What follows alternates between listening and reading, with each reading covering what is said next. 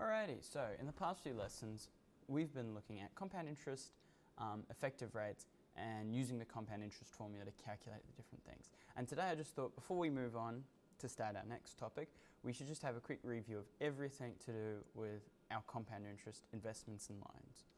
Alrighty, so let's start off with our first one we had a look at, which was just using a recurrence relation.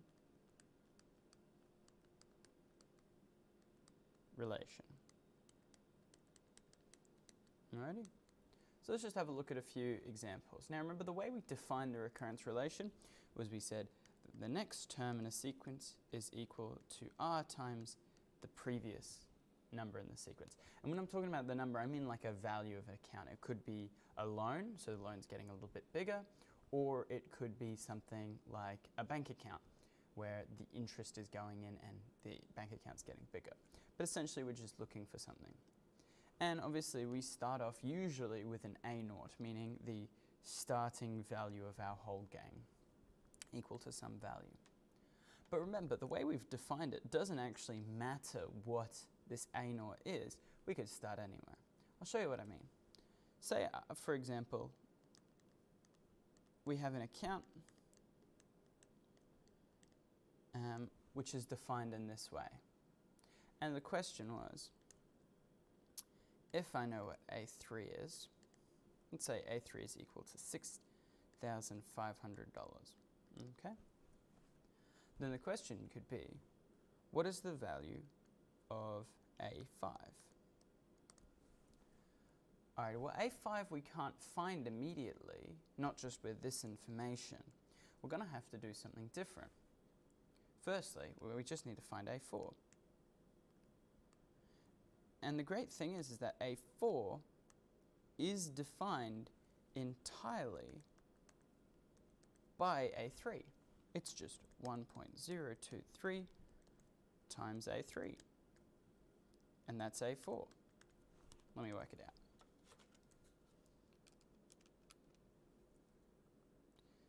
I'm sorry, what was A3? I've actually got to substitute A3 in, 6,500.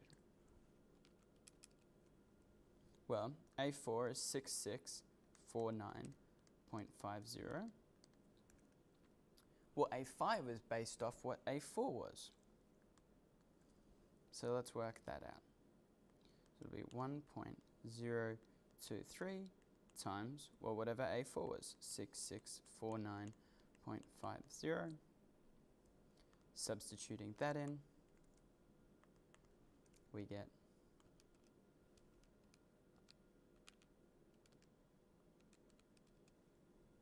6802.44. So that would be the value of A4. Just to check that you fully understand what I'm going on about here, I'll give you a slightly different one. So AN plus 1 equals 1.02 AN with A6, well, little 6, not big 6, equal to 6,500. And I want you to tell me the value of A8. Alright, so pause the video, have a go.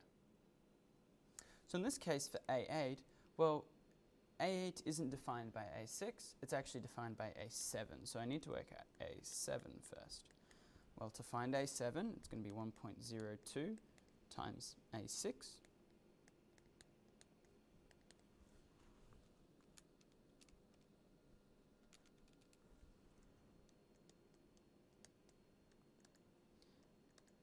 And now I can find A8.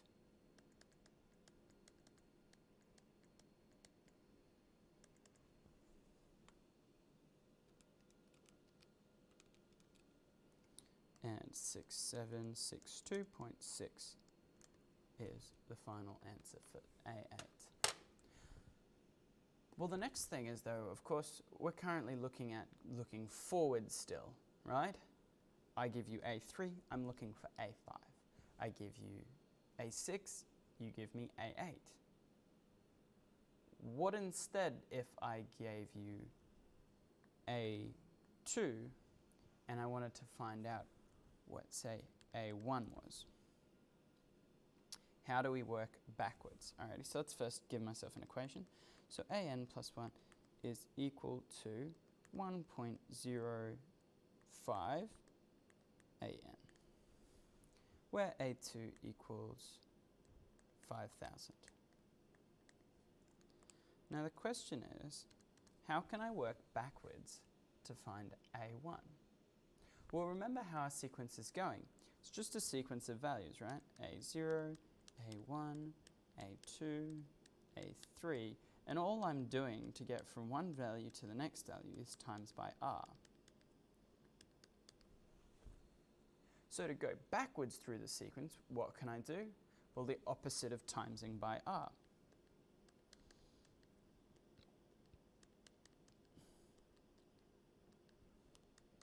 So if timesing by R gets me forwards through the sequence, dividing by R will make me go backwards in the sequence. So with that in mind, let's have a go. So A1 is before A2. What does that mean? Well, I'm going to take A2 and divide it by 1.05.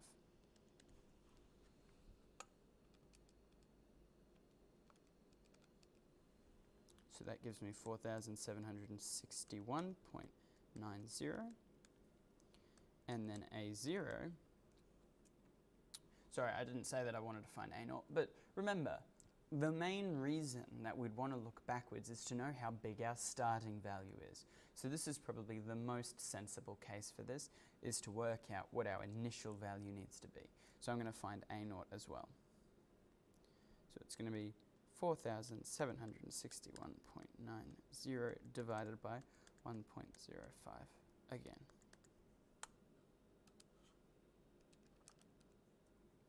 And in this case we get 4535.15.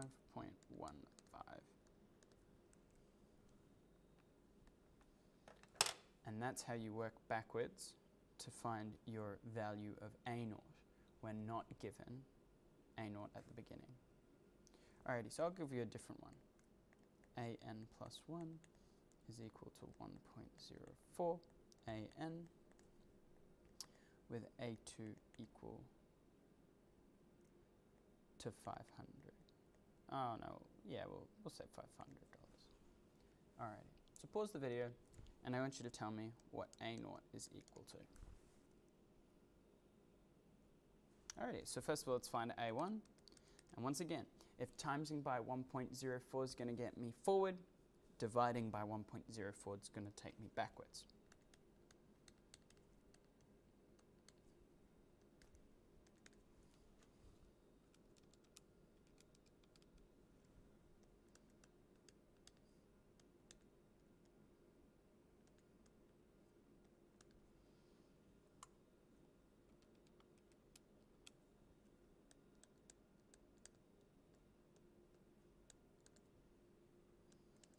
A0 would then be equal to 88.77 divided by 1 point. And that's how you'd find your initial starting value. Alrighty, so that's the main use that we have for this sort of thing. Just as a real quick reminder on our next topic that we did. Our next topic was all to do with effective rates of interest.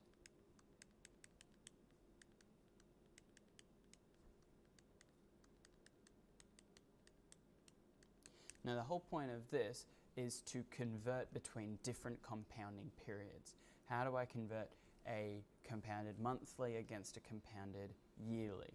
Okay, that's the idea. And the way it works is you take a per annum rate compounded at a different period and it'll turn it into a per annum rate compounded annually.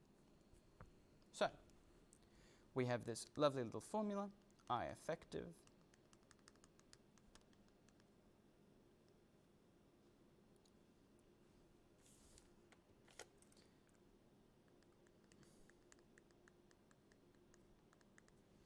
where n is the number of times compounded in a year, and I is our interest rate as a decimal.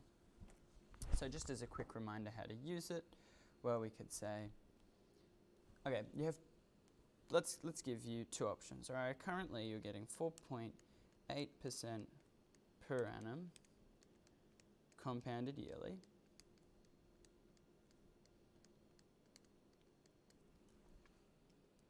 And now they're offering you two different options. option number 1, they'll raise your interest rate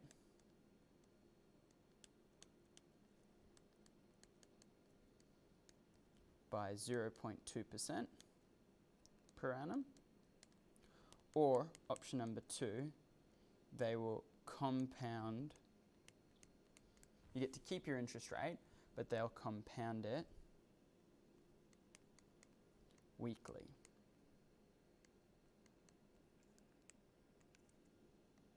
Same rate, compounded weekly. Okay, so these are your 2 options given to you. So the question is, you go to your bank and you think, okay, well, which is better? Is it better to just have my rate raised by 0.2% per annum? Or is it better to keep my old rate but compound it more frequently?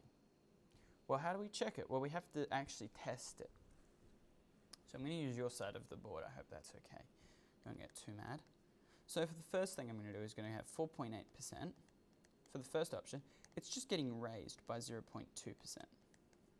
So my new per annum rate would be 5.0% per annum, compounded yearly.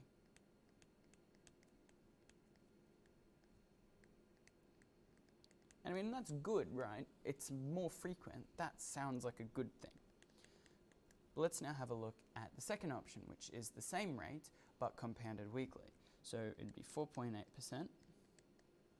Same rate as the starting rate, right? Per annum. And it's compounded weekly.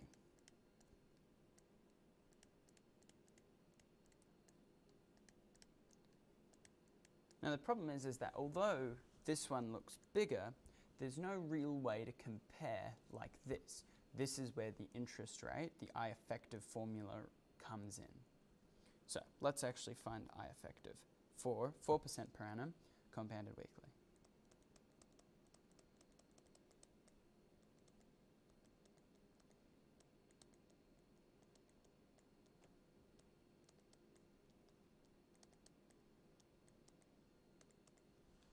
Alrighty, so we're getting 0.048 just from the fact that it's 4.8%, and the 52 is coming because it's compounded weekly. So now I'm going to pop it into my calculator and see what it spits out on the far side.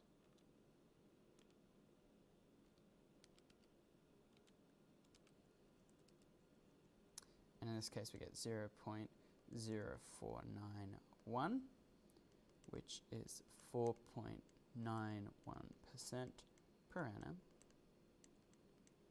compounded yearly or annually.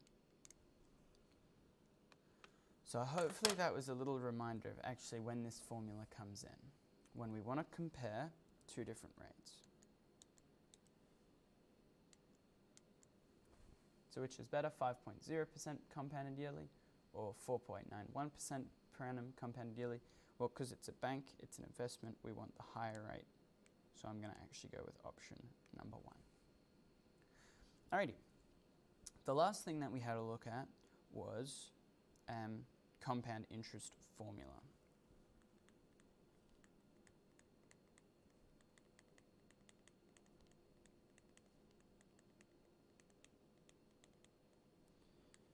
And so given our basic formula, P1 plus I to the power of n, we need to remember the 4 different methods of actually finding different things. Either I'm looking for A, I'm looking for P, I'm looking for I, or I'm looking for n.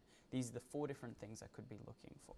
So for A, I just use my formula. This is in fact the way I find the future value.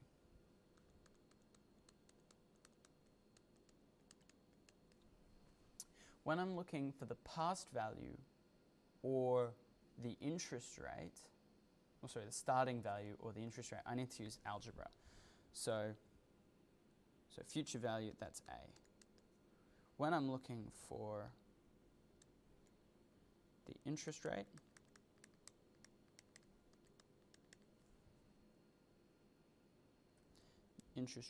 I, I'm going to be using algebra. And same thing if I'm looking for the principal starting value,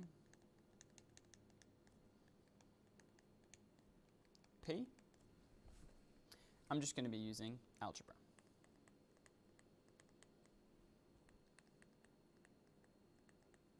Meaning substitute everything in and then solve. Now remember, the processes for both principal and interest rate do stay the same. So if you are having trouble, the best tactic for you to do is to just practice it, because the steps will always be the same. And the last one that we might look for is the number of compounding periods, or the number of periods, the time.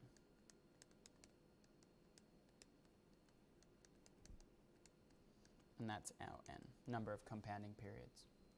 And for that, we use the method of guess and check. Just make sure that you always go back and do actually have a bit of a revision. So from here, I want you to go back through and practice all of these skills. We have done a lot in a little bit of time, but it's now a good chance to actually go back and have a bit of revision. Alrighty. If you've got any questions, make sure you let me know. Otherwise, see you in the next one. Goodbye.